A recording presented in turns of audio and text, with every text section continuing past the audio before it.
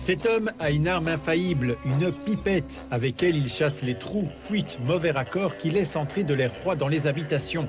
Ce chasseur, aux méthodes originales, réalise des tests d'étanchéité dans les maisons.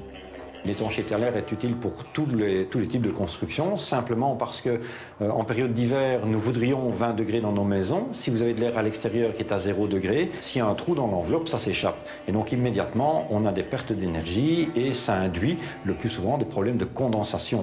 La solution, c'est donc d'empêcher que cet air froid ne pénètre dans la maison.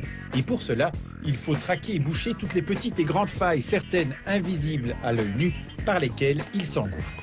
Il faut vraiment faire attention aux raccords entre les différents plans, donc entre les murs verticaux, les raccords entre les murs extérieurs et le toit.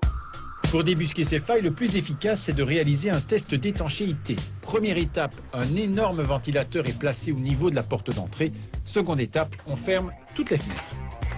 On va créer de façon artificielle une différence de pression de 50 pascal entre l'intérieur du bâtiment et l'extérieur.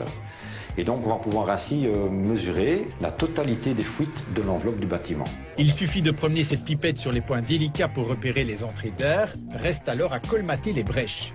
Quand on fait le premier test d'étanchéité à l'air, tous les intervenants, tous les corps de métier sont présents pour qu'ils puissent se rendre compte des problèmes.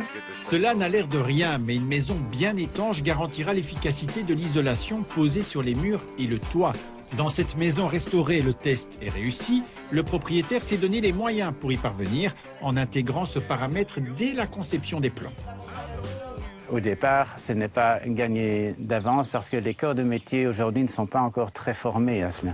Ça nécessite quand même beaucoup de soins, beaucoup de questionnements, beaucoup d'investissements dans la résolution de petits problèmes qu'on rencontre au fur et à mesure qu'on en avance. Il faut compter environ 3 heures pour réaliser un test d'étanchéité dans une maison et un budget compris entre 300 et 500 € hors TVA. En région Wallonne, il existe une prime de 250 € maximum.